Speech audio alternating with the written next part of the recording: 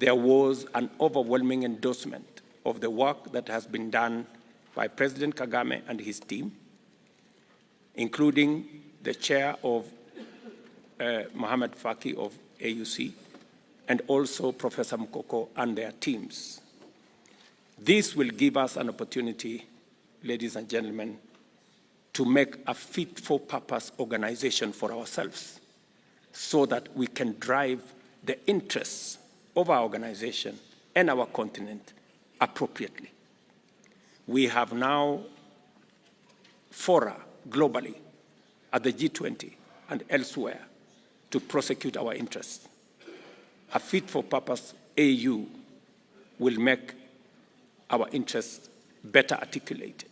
And I am very confident that with the support of colleagues here, with the support of Africa Union, we can drive the implementation of the report that was. We recognize these institutions, namely the Afrexim Bank, Trade and Development Bank, Africa Finance Corporation, Africa Insurance Corporation, Africa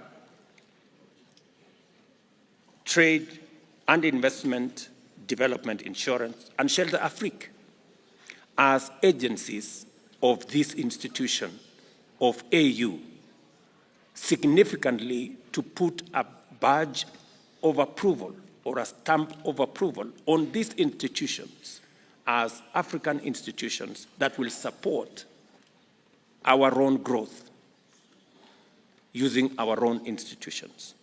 We have also managed to change the conversation and position the reform of the international financial architecture appropriately. Initially, it didn't look, or it looked like it was a contest between the North and the South.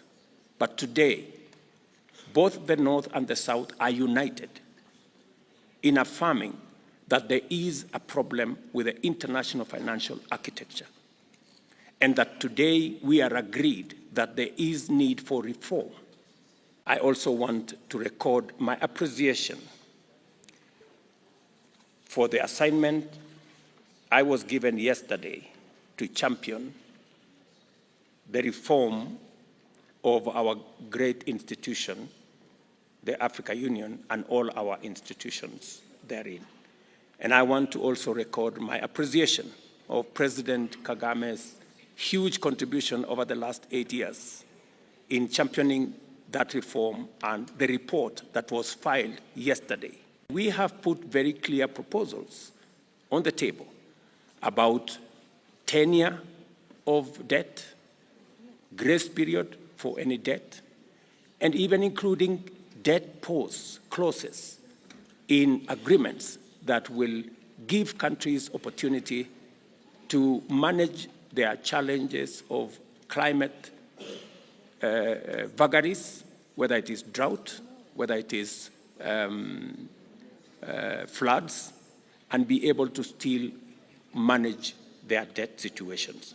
And number two, we have also agreed that there must be principles of responsible sovereign lending, and that we need to have a candid conversation on credit rating, making sure that we eliminate disparities in credit rating of countries.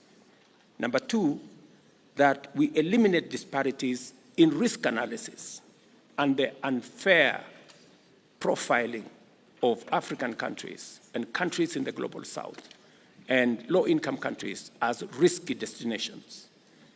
Empirical evidence demonstrates that that is not the case.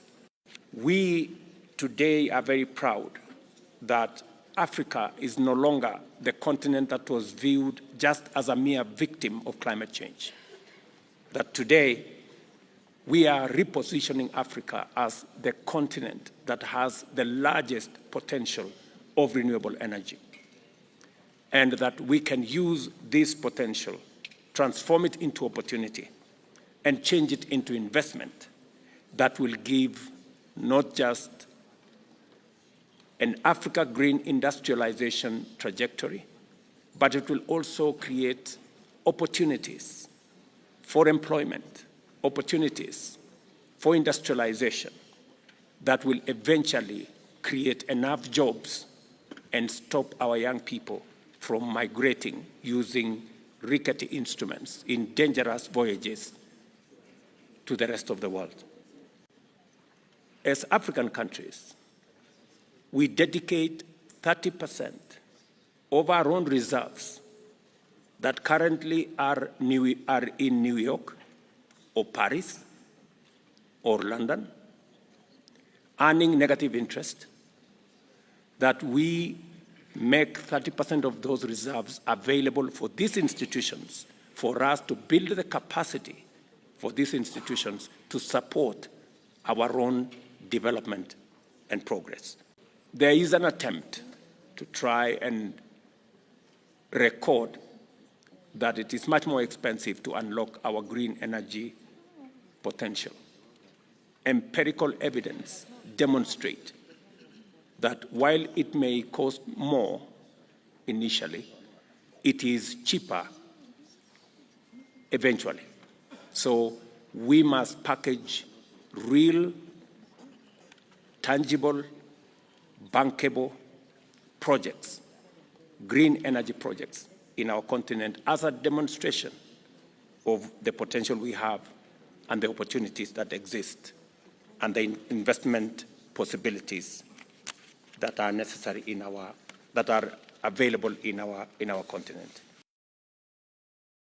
We also undertake to fashion an African Economic Summit and invite friends, countries that want to work with us, corporations that want to work with us, philanthropies that want to work with us, yearly for a summit that is much more cost-effective, and we don't have to go to all manner of capitals, invited to try and discuss our development. It is fair, it is better if we can discuss it here at home, fashioned in the way we think best it should be.